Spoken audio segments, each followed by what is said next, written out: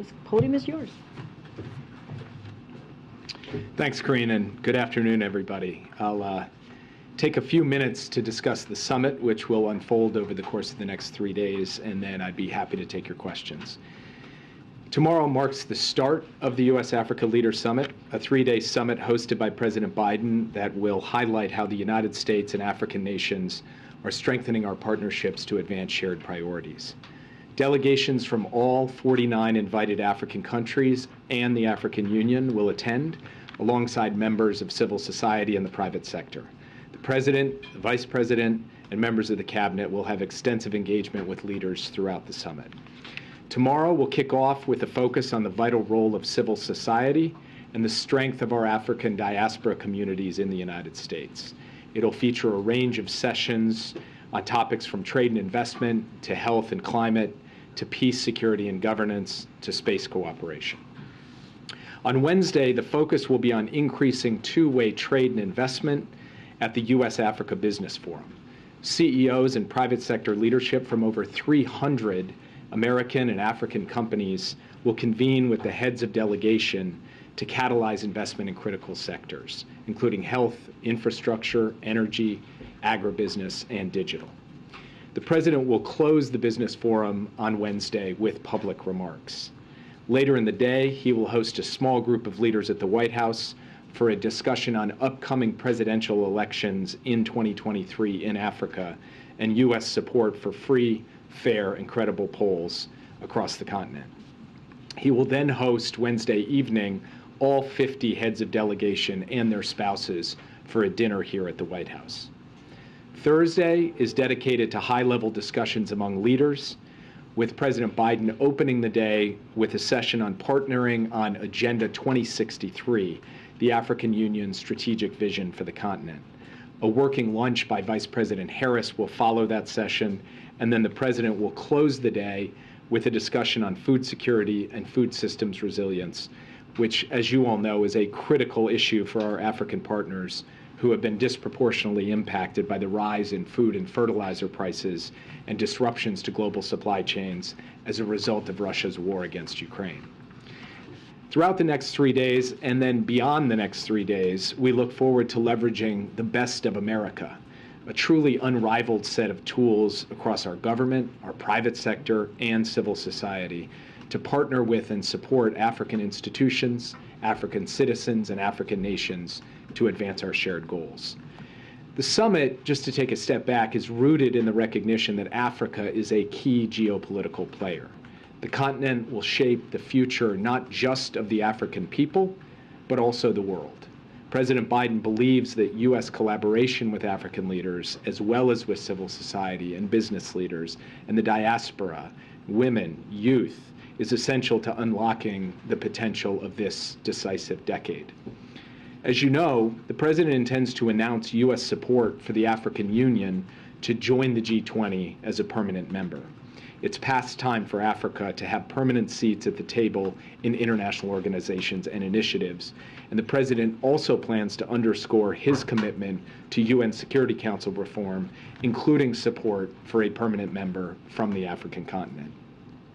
Working closely with Congress, the U.S. will commit $55 billion to Africa over the course of the next 3 years, across a wide range of sectors to tackle the core challenges of our time. These commitments build on the United States' long-standing leadership and partnership in development, economic growth, health, and security in Africa over the past 3 decades. You'll be hearing a number of announcements over the coming days, specific deliverables in a number of different areas, new projects and initiatives, new funding streams, but our commitment to Africa extends well beyond all of that too. It's reflected in our decades of meaningful engagement, people-to-people ties, and high-quality investments in our shared future. And really, the spirit of this summit is not what we will do for African nations and peoples, but what we will do with African nations and peoples. And I will say one other thing, in the intensive consultations we've had with African leaders and African civil society and other voices in the run-up to this summit, a key question has been follow-through. Okay, you're going to have the summit. What's going to happen once the summit concludes? To that end, we will have a new special representative for U.S. Africa Leaders Summit implementation. The State Department plans to appoint Ambassador Johnny Carson for this role. Ambassador Carson is very well known to people across the continent of Africa. He brings a wealth of experience to the position, having dedicated his 37-year career to diplomacy in Africa, and we are looking forward to working with him to ensure that the announcements that get made over the next 3 days are translated into durable actions that last well beyond the summit. A last point, and thank you for your patience.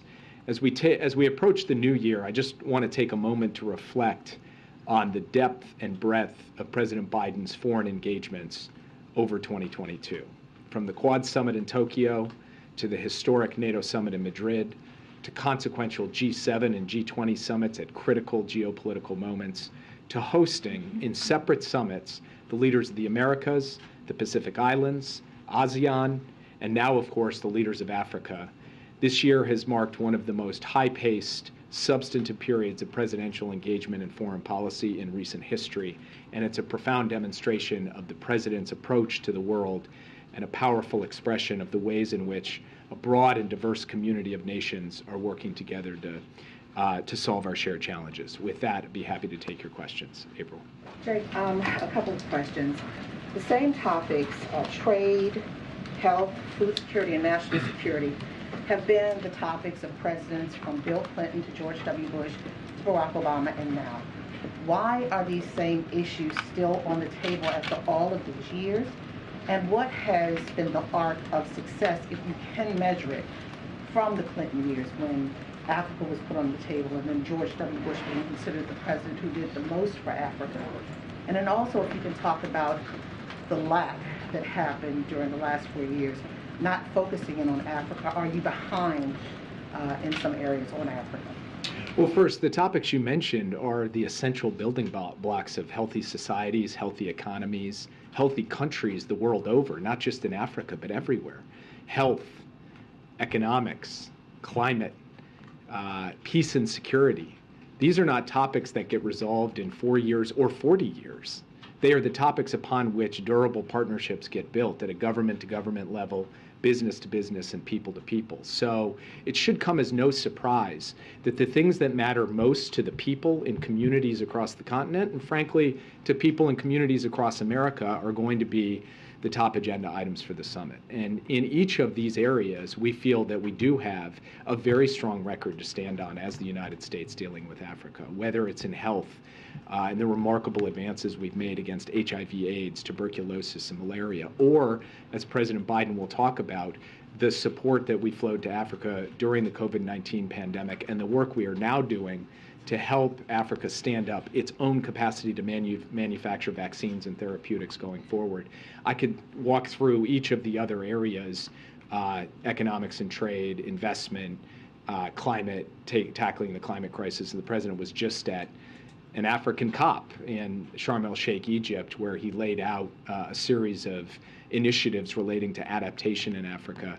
But I will just say that we didn't set this agenda in a vacuum. We didn't set it for the topics that matter the most to us. We set it in consultation with our African partners on the issues that matter most to them and to our shared future.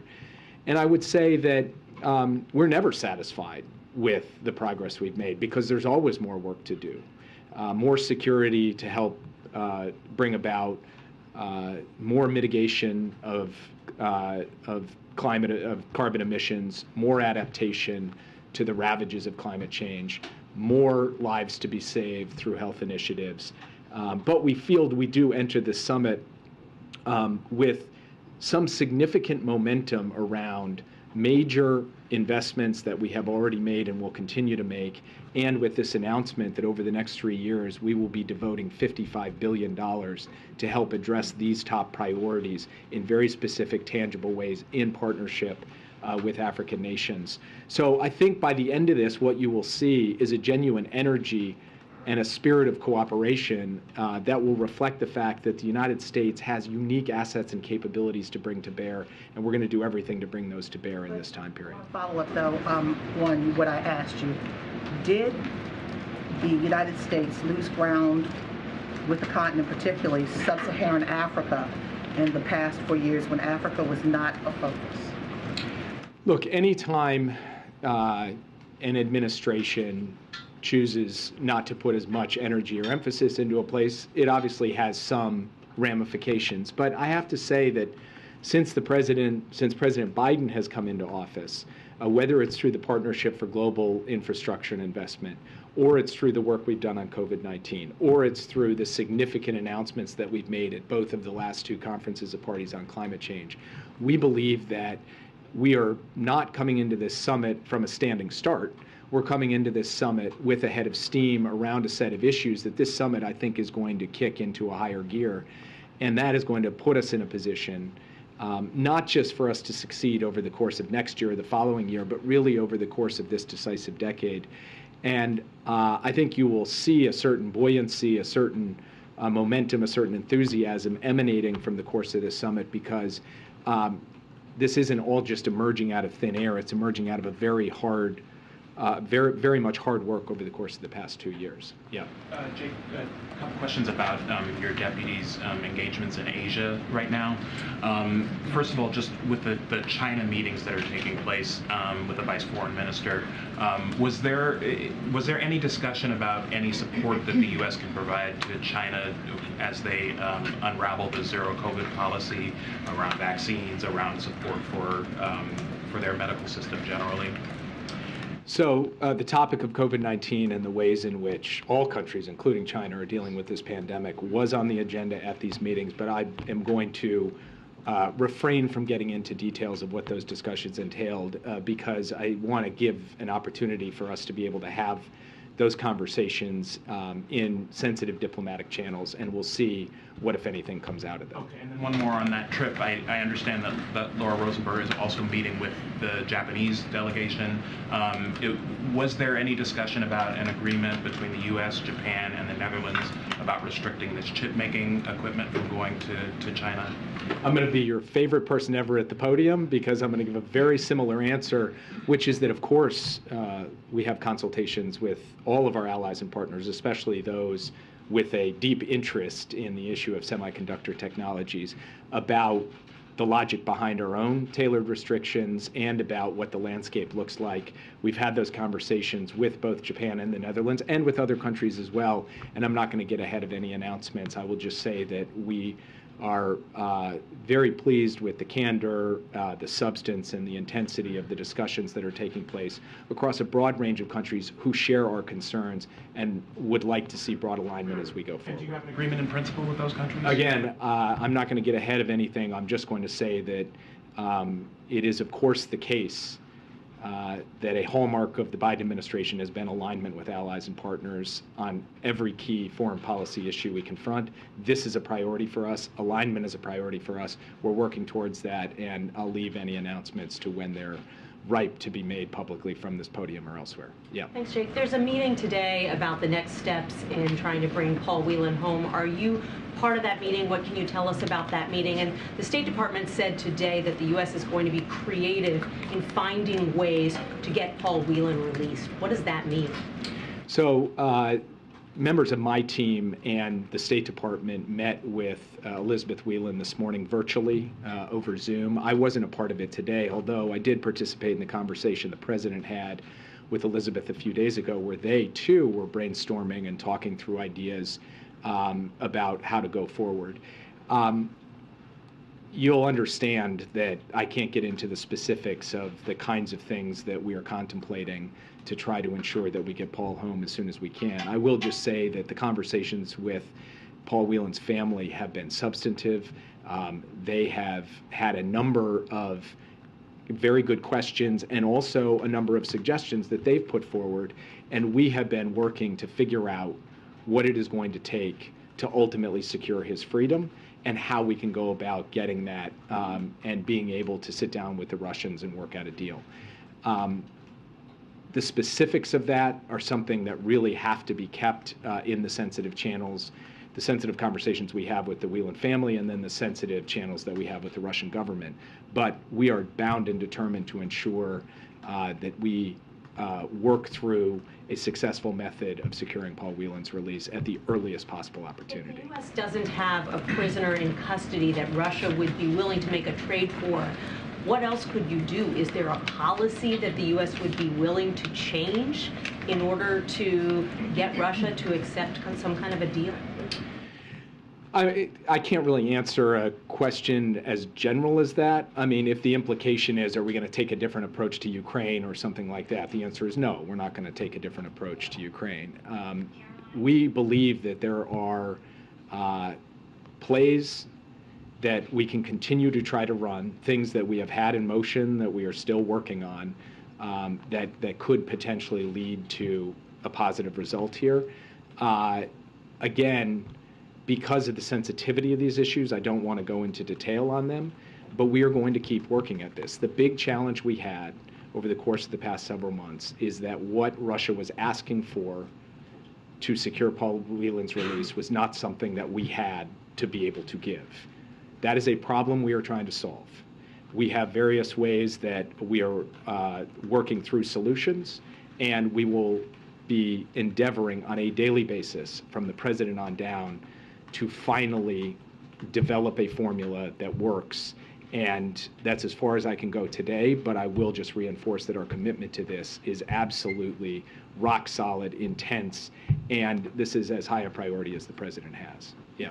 To follow on that, because the administration has said that this deal to get Griner home was one or none. So if you're saying that what the Russians were asking for Whelan to come home, was there ever a push by the United States for that one to be Whelan, not Griner, in exchange for Victor Bout? As the president said when he announced Brittany Griner's release, for totally illegitimate reasons, the Russians treat Paul Whelan's case differently, and so their demands related to Paul Whelan are different from their demands from other Americans, to include, for example, Trevor Reed, who we were able to secure his release earlier this year, even as Brittany Griner remained in custody in Russia. And similarly, they treat his case differently from Brittany Griner's case. That creates a different challenge for us in terms of what it will take to get Paul Whelan home. But it is a challenge that we believe we are up to. We are going to figure out a way to do it, and that is just going to require us to come up with the right formula, as I said before, to be able to present to the Russian Federation to secure his release. We're determined to figure out how to do that. That is what we were working on. That was the subject and substance of the conversation with Paul Whelan's family today, and that will be the work ahead. And if I can do a follow-up on Griner, can you give us an update on her condition? When do you expect that she might be departing Fort Sam Houston in Texas? And has the president spoken with her or her family since she's gotten back? So I would defer to the State Department officials who are working closely with her at Fort Sam Houston for an update on her condition, or directly to her or her family. I don't want to speak to that. The reports we have indicate that she is in good spirits and that she is in good condition, but again, I cannot speak authoritatively to it, nor can I speak authoritatively to when she will depart, because ultimately it's up to her how she wants to go through this transition from having been in confinement and in a harrowing circumstance over the course of the past several months back into her life here in the United States. So that would be up to her. The president has not had a chance to speak with Brittany again since he spoke with her shortly after her release. But he's, of course, following her case very closely and continuing to pray for her, for Sherelle, and for the entire Griner family that she have this opportunity and this space to heal as she comes back from this awful situation that she found herself in Russia. Yeah. Thanks, Jake. I'm wondering if you could talk a little bit more about the possible deliverables out of the summit. One thing that's been floated is presidential travel to the continent and whether that's a possibility. I know that you mentioned specifically food shortages and the problems that have sort of emanated out of the war in Ukraine. If there's anything specific you can preview on that. And then if not, I know some of it is building up suspense for the actual announcement, but to kind of echo April's question, I think that there is concern that's been voiced by African delegates and leaders that the U.S. kind of swoops in once every 4 or 8 years, does one of these summits, and then exits the stage. And so if you could talk a little bit about how you're trying to reverse those perceptions, and specifically the perception that there's kind of a great power battle between us and China, and one that we're less committed to than maybe the Chinese are. So I've given kind of the very headline number, which is $55 billion over the next 3 years. Over the course of the next 3 days, the president himself, the vice president, and various cabinet members will lay out deliverables, and we will shower you with details about those deliverables that involve, real mobilization of resources towards concrete objectives. So I'm not going to get ahead of that today. On travel to the continent, I will say the president, the vice president, members of the cabinet, there will be an announcement about a broad-based commitment to travel to the continent in 2023, but the precise specifics of that I will also leave. And then we are very mindful of this argument that says, okay, you hold the summit and then everybody goes home, and doesn't it just go back to business as usual? That's why in my opening remarks I made a point of stressing that we are in fact going to appoint a special representative for summit implementation. That will be his full-time responsibility, just to implement what comes out of the summit. And this is not just somebody off the street. This is Johnny Carson, who is an absolute legend of diplomacy coming out of the United States on Africa. And he brings, as I said before, nearly 4 decades of experience and relationships across the continent. So we think there is not a better signal or a better person in terms of the fact that we are going to have a real, genuine follow-up than the fact that Johnny Carson's going to be riding herd over that day in, day out. And if he puts his mind to something, he will get it done, and he will do so with the full authority of the President and the Secretary of State. Quick follow on Trevor's questions. Has there been any progress on Secretary Blinken's travel to Beijing? Any updates on that? Nothing to announce today, although as the 2 presidents indicated coming out of the summit in Bali, we have an expectation that that will be coming in the relatively near-term future. Yeah. Jake, one question on the summit and one on another topic. On the summit, I wanted to ask about the invite list. Earlier this year for the Summit of the Americas, the administration did not invite countries such as Cuba, Venezuela, and Nicaragua because of concerns about human rights and democracy. But on the invite list this year, or this week for the African Summit, you have countries like Ethiopia, Zimbabwe, and Equatorial Guinea, where the administration has also expressed concerns about human rights or democracy issues in those countries. So can you walk us through sort of the discrepancies there? I mean, does the administration have a lower bar for human rights in Africa than countries closer to here? Well, we have a common bar for human rights the world over. The way that we went through the invites for the African Leaders Summit was to do so in close consultation with the African Union. And there are 4 countries that are currently suspended from membership in the African Union. They were not invited. There is 1 country with whom we don't have normal diplomatic relations, Eritrea. They were not invited, and everyone else was invited. And we will, of course, speak to the universal values of human rights, democracy, good governance, anti-corruption over the course of this summit. But that's how we ended up with the invite list for the African Leaders Summit. It was because of the institutional engagement we had with the African Union in designing not just who would be invited to the summit, but what the substance of the agenda would be for the summit. So, for example, the President's first session on Thursday will be on Agenda 2063, the African Union's vision for the continent, not on something the United States is putting forward as its own vision. But nonetheless, you will see a commitment over the course of 3 days to civil society, to lifting up civil society, to lifting up the voices of those who are seeking human rights, good governance, democracy, and so forth. And then, of course, he will have a session on elections in 2023 to speak to the importance of free and fair elections in Africa as part of this. And can you also detail, give any detail about how the Lockerbie suspect was taken into U.S. custody?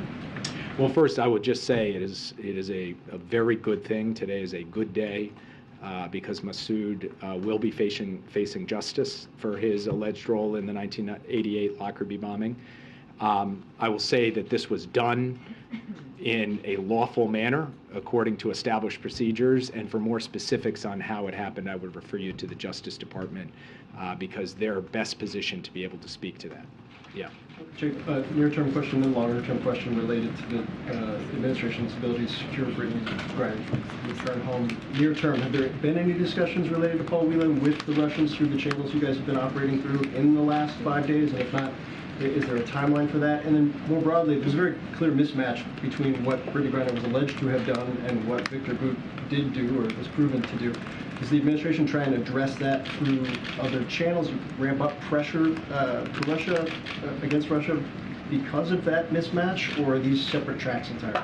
Well, from our perspective, if you look at the full spectrum of pressure that we've imposed upon the Russian Federation over the course of the last year, from financial sanctions to export controls to our very strong and sustained support for the Ukrainians in defense of their own homeland, we think that our record on pushing back on the Kremlin in all respects, and particularly insofar as Russia represents a threat to Ukraine and to our allies and partners, is unmatched in recent memory. So we take a backseat to no one when it comes to standing up against and pushing back against Russian aggression. We'll continue to do so, but we'll continue to do so with a single question: is it going to make people in the United States safer, more secure, and is it going to advance our interests and values?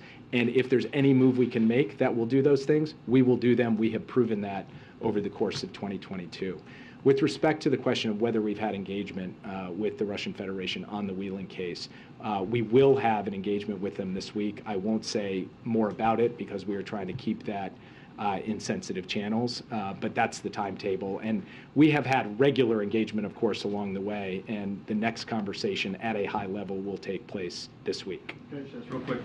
Victor Bout has said that he wants to be involved with the Russian Federation's efforts against Ukraine. Does the administration plan to respond should he do something like that, whether either tied to weapons or his political activities, anything like that? From our perspective, what we want to do is make sure that we are blunting any Russian effort to be able to gain advantage in Ukraine, whether it's military advantage or advantage through brutalizing and destroying civilian infrastructure. So our focus is going to be upon those things that actually represent a genuine threat to Ukraine and the people of Ukraine, not to comments that are made on television shows. And we'll continue to focus on that as we go forward. And for example, just last Friday, we announced another $275 million in military support to Ukraine. We will have further announcements in the coming days. So we're going to look at what's actually happening in the air and on the ground in Ukraine, not so much as what's happening on the other air on television stations in Russia. Yes. Sorry, yeah, go ahead. Thank you, Jake. In Africa, we have the perception that the U.S. looked down on Africa. So with this summit, what makes you feel so comfortable or confident that it will be different? So comparing to the previous summit, which didn't bring much result for African countries, what are you seeing in this new summit that you can transmit to the African people that are watching? Every African now are looking on this summit and expecting that the U.S. really at this time look in Africa in a different way. What makes you confident that this time will be different? I would say three things make me confident that we will have a positive result from the summit. The first is we are bringing the resources to the table in significant numbers. And if you compare what the United States is committing over the next 3 years to what any other country is committing, I think we stack up extremely favorably. Second, how did we design the agenda for this summit? It's not a dictation from Washington. It's not lecturing or preaching from Washington. We went to African nations themselves and the African Union and said, what are your priorities? What is your vision? And in fact, as I mentioned earlier, the entire first substantive session that the president will chair at the summit is on Agenda 2063. That is not an American document. It is not an American vision. It is the African Union's document and the African Union's vision. So we are lifting up African voices and African priorities in what we are doing at this summit. And the entire summit is designed around that basic ethos. And if you look at the dinner the president's going to host, it is going to be him with the leaders of Africa and their spouses, that small group in a room together for hours, being able to engage on the issues of the day. And then the third reason is what we talked about earlier here, which is that we have put an emphasis on implementation coming out of this summit like nobody has seen from previous summits, meaning we will actually put someone forward who is well known to Africans, respected, somebody who has a history of delivering on the major issues that are of interest to African people everywhere. That's Johnny Carson. And so we have not just a plan for the next 3 days, but for the years that follow. At the end of the day, though, I agree with you. It's not about what we say, it's about what we do. And part of the reason that I have so much confidence about this summit and what will follow is because I do have confidence that this president, this vice president, this secretary of state, we are intending to follow through. We're mobilizing the resources, the people, and the process to be able to make that happen. And I think you will see in the months that follow the results of all of this actually reflected in reality. And on Angolan investment, recently President Biden announced $2 billion investment for Angola. Will there be any more investment coming from Angola, or what the president really expects from this investment that he announced many times for Angola? So he really expects that you will see a major deployment of solar power in Angola. That was a significant project that was facilitated by funding and mechanisms from the United States government. So he's looking forward to seeing that actually come to fruition. At the summit, he will have a series of other announcements that benefit a wide range of countries in Africa, some of which also will come to the benefit of Angola. I will leave those to the specific sessions in which each of these announcements will be laid out, but you will see projects in health, in climate, in trade, in investment, in infrastructure, and in many other areas, including security cooperation, that range from every significant region of Africa benefiting from different parts of what the president and his team will lay out over the next few days. Equatorial Guinea, Jake, will finally the U.S.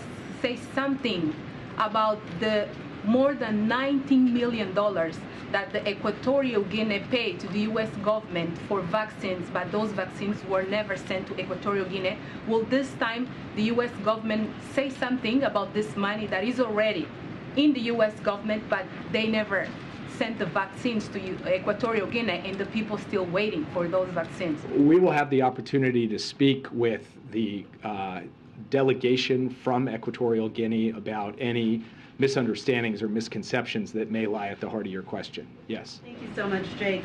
Thanks for talking about Africa with us. First of all, as you know, a lot of African countries have held the line against condemning Russia. Has the U.S. communicated any possible consequences of maintaining that stance? Does any of that $55 billion play into that? What are the consequences if they continue to not choose a side in this? Look, we're not putting a gun to anyone's head. We believe that the war in Ukraine is a matter of principle, and it's not an American principle. It's a principle we all signed up to in the United Nations Charter. It's a principle of sovereignty and territorial integrity. So we will make the case with passion and persistence to every country in the world that they should speak out against these flagrant violations of the UN Charter.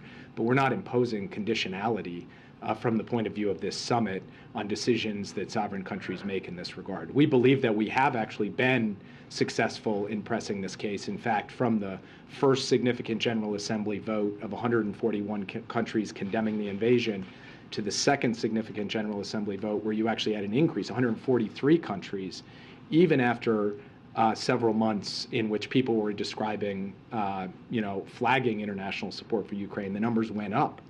And we think that that is because countries recognize there are deeper principles at stake. That's how we're approaching this. We're not approaching this from the point of view of coercing other countries. That's not how the United States is going to operate with respect to countries in Africa. It's not how we have operated. And yes. Elections, Jake, you mentioned the 2023 elections in Africa. Can you just highlight the ones that you're concerned about and how the U.S. is going to work with these countries? I'm thinking of Congo, Sudan, and South Sudan that are having big ones next year. So, what are you going to do to make space for them to have these elections? I want to be clear that having a meeting about elections in 2023 is not about us raising the alarm bell or claiming, we've got concerns and then solutions. It's rather to say, there are important elections coming up.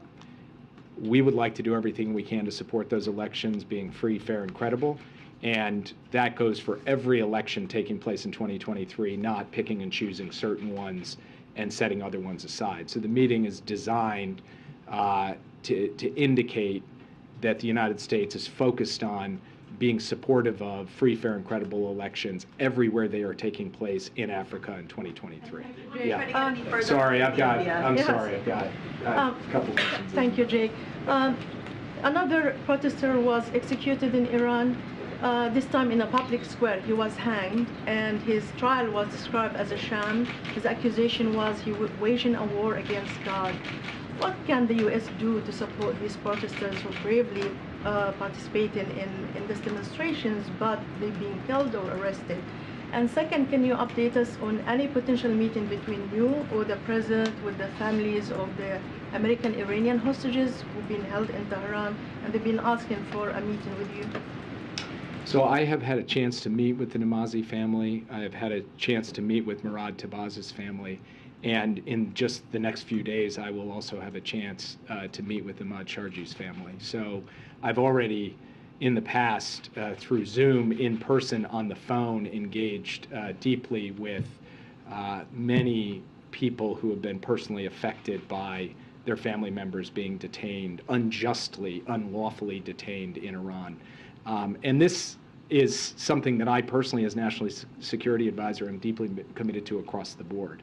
I've spent dozens, if not hundreds of hours working on these cases, meeting with these families, and I will continue to do so as we go forward. And I make it a policy that any family that seeks a meeting at the White House with me will get one. Sometimes there are scheduling issues, but over the course of the past year, I have had the opportunity to meet with so many families from hostages and detainees in Russia and Afghanistan and Venezuela, Iran, and China and other places as well, and I'll continue to do that.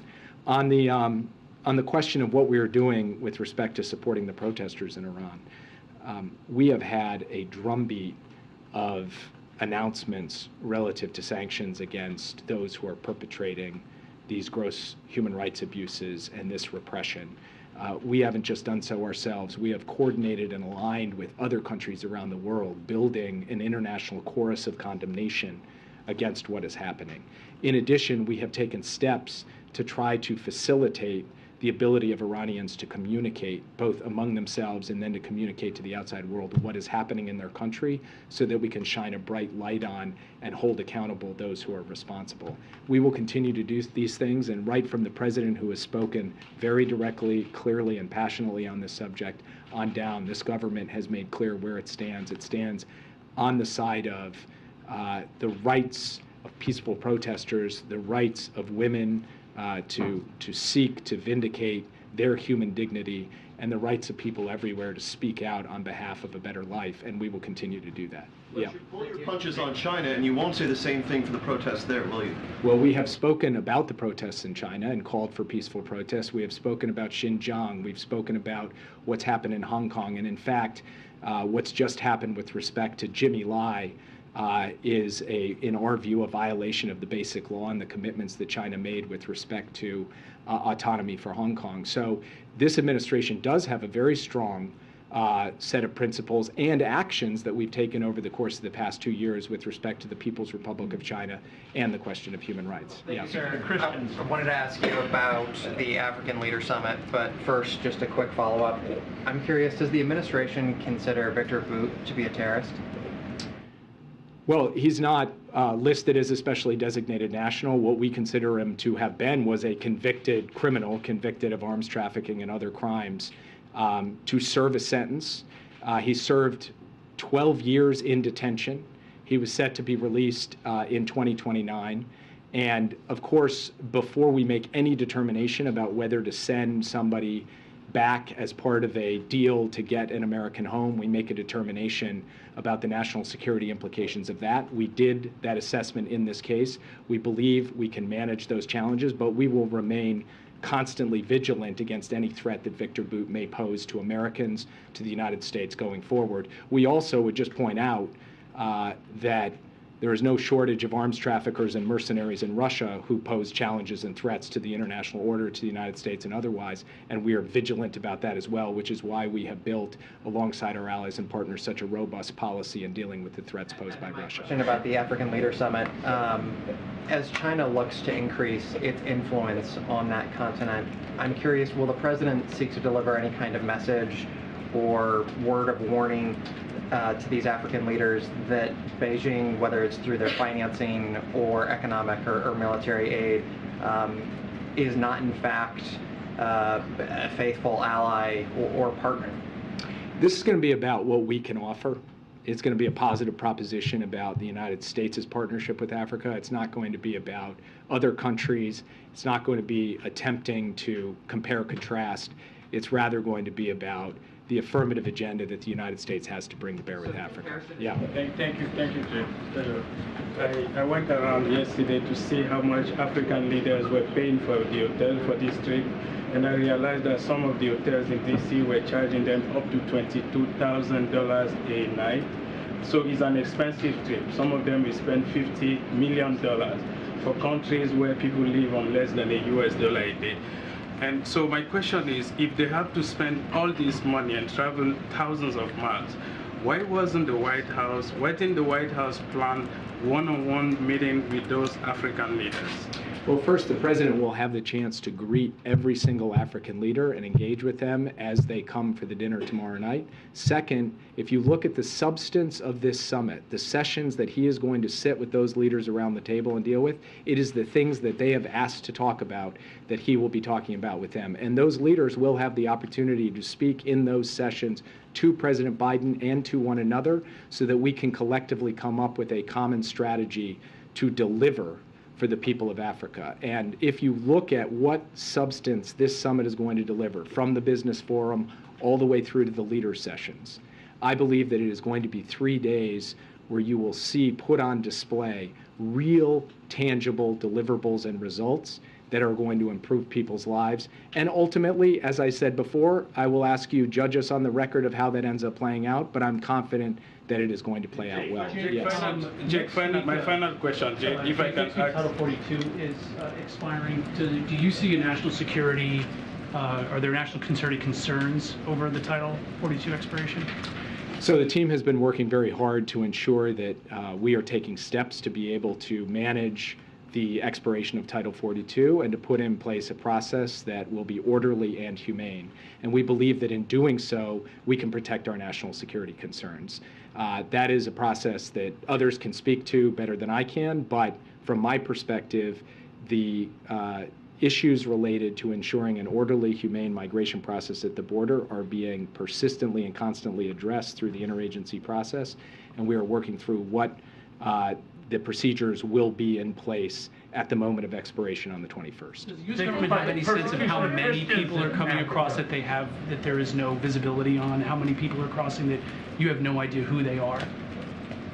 I'm sorry, I'm not sure I understand the question. Do you have a sense of how many people crossing the border that the U.S. government has no idea? Like estimates of how many people crossing aren't giving their name, aren't giving IDs, aren't able to verify who they are? So we do have estimates of how many encounters there are at the border on a daily basis. We have processes and procedures in place to identify those individuals, to process them in an orderly fashion, and then to do what is appropriate based on that processing. And we have believed that that system is a system that does an effective job of being able to determine who is coming across the border and what the right way to deal with their case is. Yes. Thank you, Jake. On the IRA issue, the last time at the CSIS conference, you mentioned that you will have some kind of solution for the IRA, but you haven't heard. Regarding the issue of subsidy exclusion for South Korean electric vehicles, under the IRA, what kind of talks are going on with South Korea now, and what solution does the United States have for mutual benefit as an economic alliance with South Korea? So we have had extensive consultations with the Republic of Korea on the Inflation Reduction Act, and in particular the relevant provisions related to electric vehicles. Those have been constructive conversations. They've happened at multiple levels, including a discussion between our two presidents. And we feel confident that we can get to a place of understanding and where both of our countries' economic interests will be taken into account. And we will see that unfold in the coming days and weeks. This is a big, complex piece of legislation. Not everything gets resolved in a day, a week, or a month, but we believe that we will ultimately have a long-term approach that vindicates the economic interests and needs of American workers and businesses and of our ally in the Republic of Korea. I'll leave it at that. Thanks, guys. Persecution of Christians in Africa. Thank you, Jay. All right, I know we're kind of running out of time, so I'll do two things at the top and take a few more questions for folks. Many of you have been asking about plans for tomorrow's bill signing. Tomorrow, President Biden will sign the Bipartisan Respect for Marriage Act into law at a celebration on the South Lawn with thousands in attendance. In May 2012, then Vice President Biden made history when he said, and I quote, "This is all about a simple proposition. Who do you love? Who do you love, and who you'll be loyal to to the person you love? Will you be loyal to the person you love?" End quote. The Respect for Marriage Act helps ensure that proposition is fully realized in the United States. It will give peace of mind to millions of LGBTQI+ and interracial couples who will finally be guaranteed the rights and protections to which they and their children are entitled to. The legislation also enjoys support from a majority of Americans across party lines and faiths. Tomorrow, the president will be joined by a bipartisan group of lawmakers as well as advocates and plaintiffs in marriage equality cases across the country to sign this critical legislation into law. There will be musical guests and performances to celebrate this historic bill, and the president will also note that there is much more work to be done to protect the LGBTQI+ individuals across the country, and including passing the Equality Act as well. And before we go into questions, I have one more thing that I want to address from here is about what the president, you've heard what the president has been focusing on, which is rallying the world diplomatically. You heard that from National Security Advisor Jake Sullivan, and continue to reestablish American leadership abroad, protecting people's constitutional rights by codifying marriage equality, as I just discussed. But what is in the incoming House Republican majority doing? One of their leaders, Marjorie Taylor Greene, is saying, quote, "If Steve Bannon and I organized January 6th, we would have won. Not to mention, it would have been armed." This is what is coming from a member of Congress. And what's more, she said to a group that lashed out against condemning Holocaust denial, they were giving her an award. You have all heard the president warn about awful conspiracy theories and violent rhetoric that used to be undermined, which undermine the rule of law in our democracy. It is just antithetical to our values as a country for a member of Congress to wish that the carnage of January 6th had been even worse, and to brag that they would have succeeded in an armed insurrection against the United States government. Violent rhetoric like this is also a slap in the face of the Capitol Police, the D.C. Metropolitan Police, the National Guard, and the families who lost loved ones as a result of the attack on the Capitol. And this is someone who is expected to have their committee positions restored. So we should let that sink in. Again, this is coming from a member of Congress. All leaders have a responsibility to condemn these dangerous, vile remarks and stand for our Constitution and also for the rule of law. With that, Sungmin.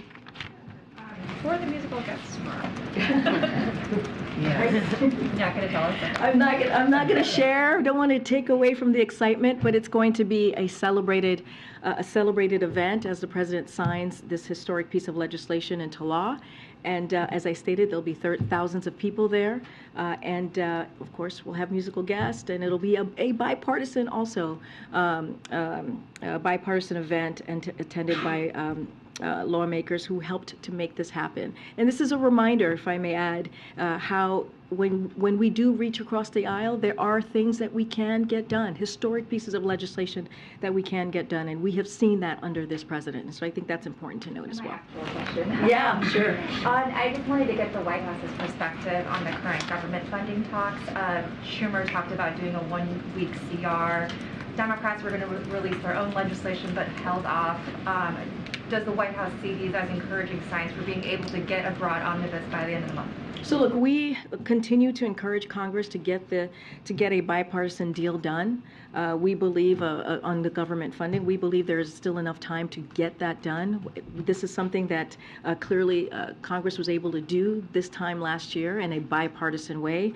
But if they need extra days to get there, so be it. We got to remember this is not a partisan issue. The issues that we are talking about, we talk about national security. We just had Jake Sullivan here, as I just noted a second ago. We talk about public education. We talking about health care.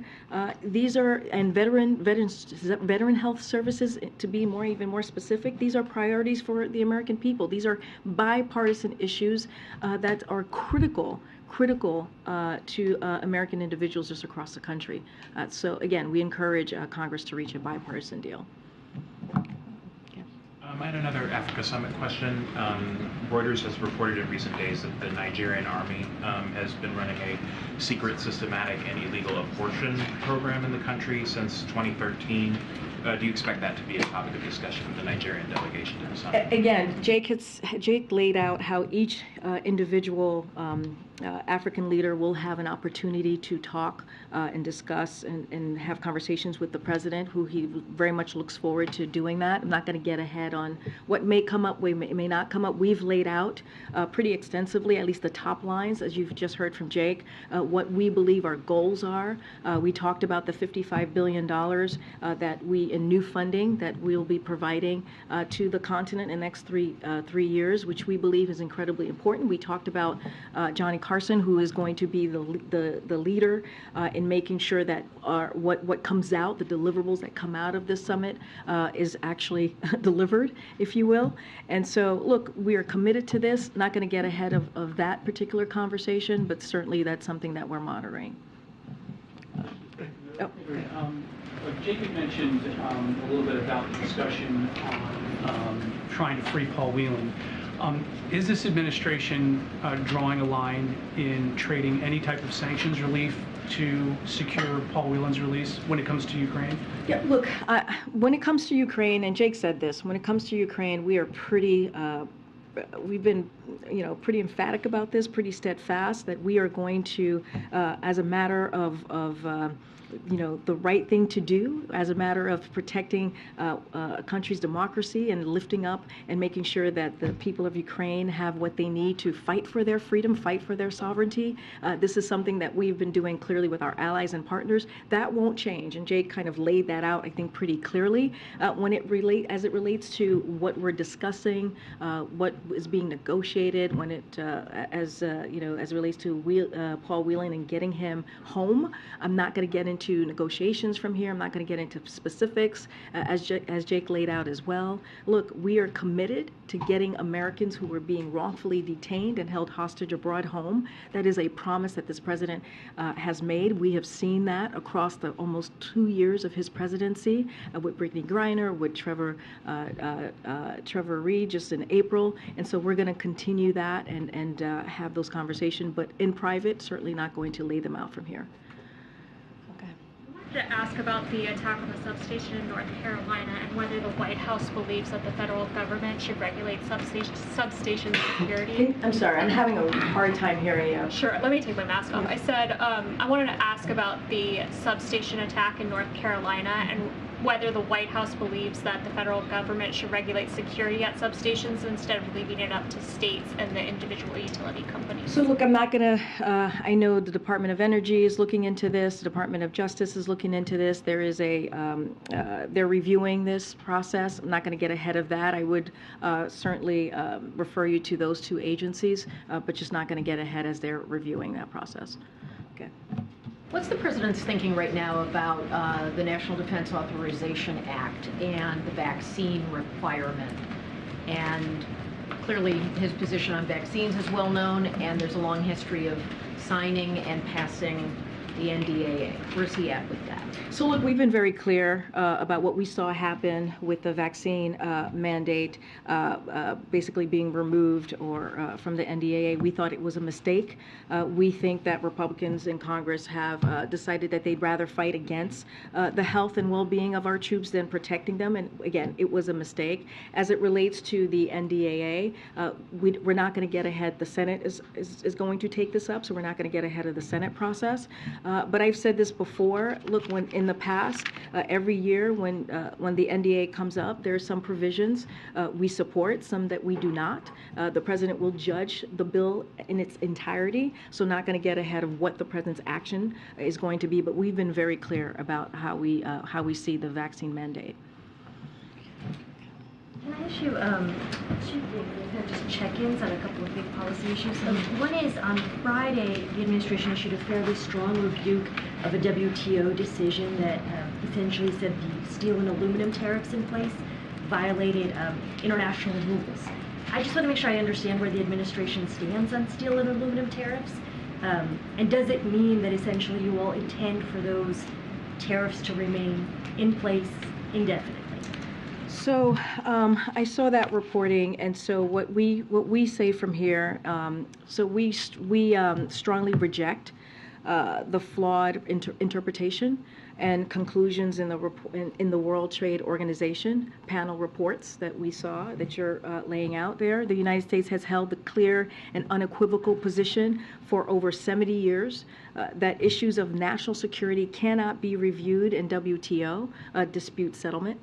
The Biden administration is committed to preserving U.S. national security by ensuring the long-term viability of our steel and aluminum industries, and we do not intend to remove the Section 232 duties as a result of these disputes. Again, we reject the flawed interpretation that's been laid out. Relatedly, I know there was a lot of talk earlier this summer about the broad sweeping scale of China tariffs, and there was some expectation that those might be revisited after the president's visit.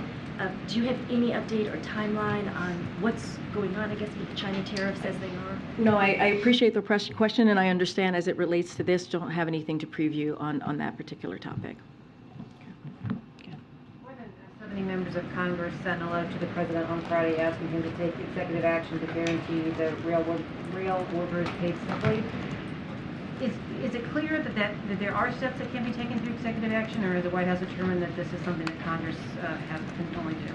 So first I want to say, the president is grateful to Congress for taking action to avert a rail shutdown and implement the benefits he helped secure for rail workers in the tentative agreement. So we are grateful to Congress for doing that. He's also grateful to Senator Sanders and Representative Bowman's continued advocacy for paid sick leave. The president has pressed Congress to advance the cause of paid sick leave throughout his administration. We've had many debates and discussions from the podium about his efforts in that realm.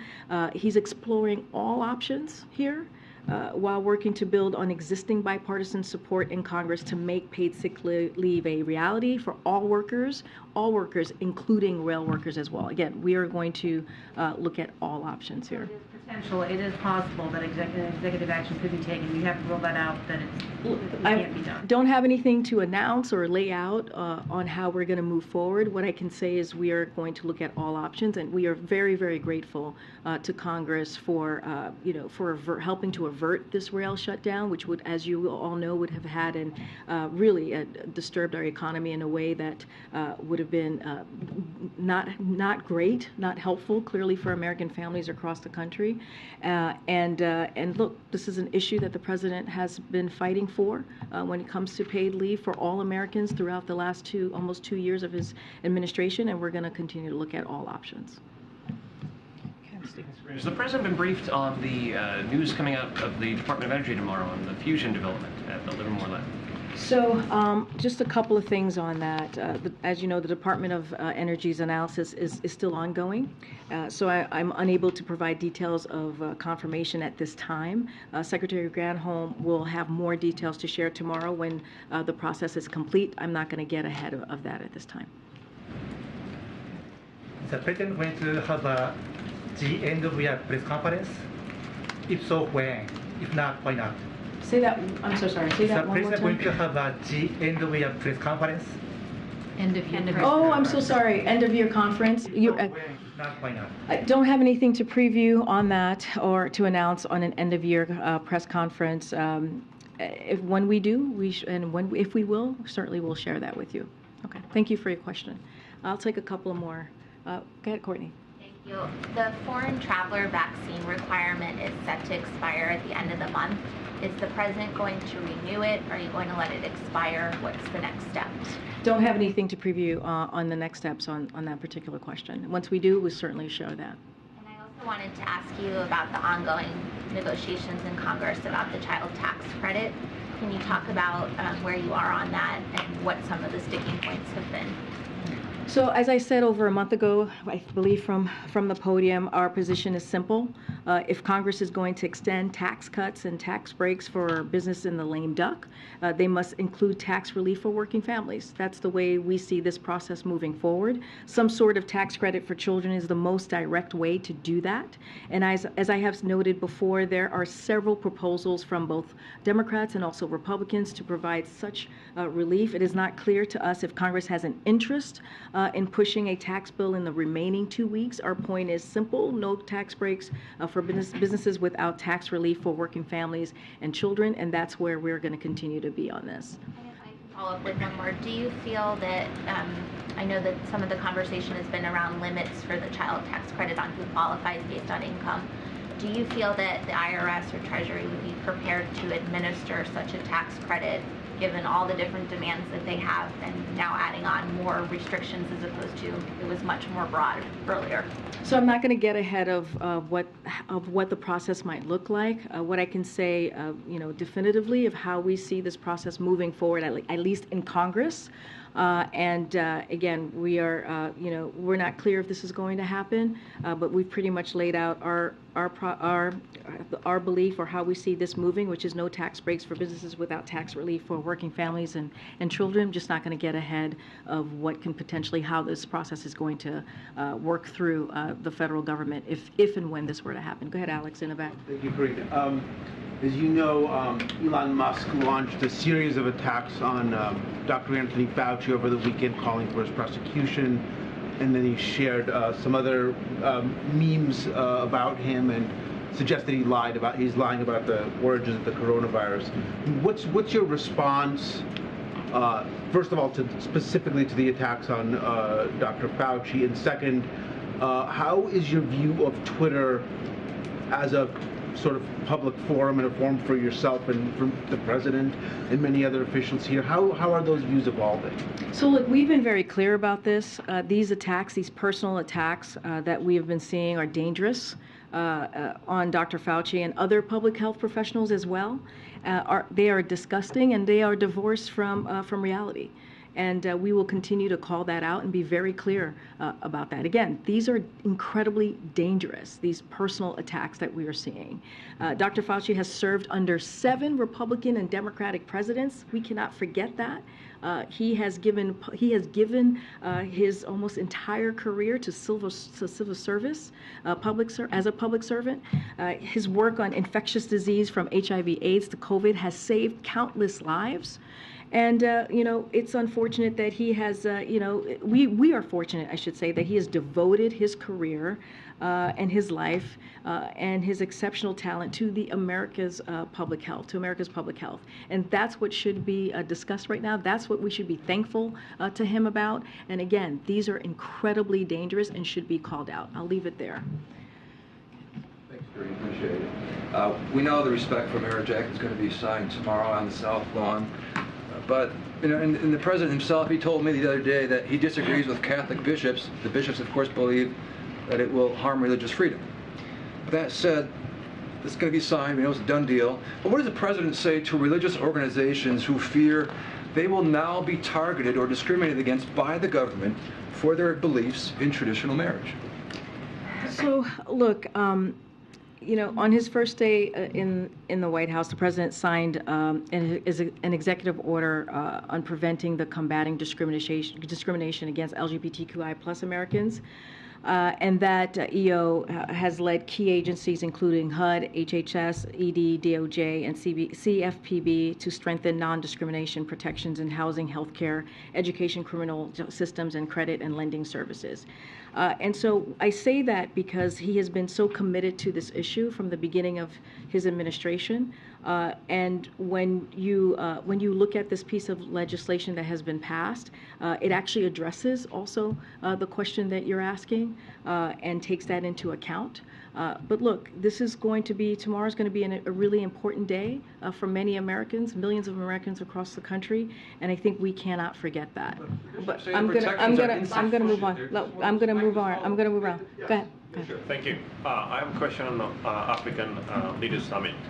My colleague already asked this question, but I want to ask you about, it is no secret that China has bigger influence and more investment, more trade with Africa. And I understand this summit is not about specific countries, but it's about sending a affirmative message. But I want to ask you, what kind of role do you expect for this summit to play in terms of competing the influence over Africa against China?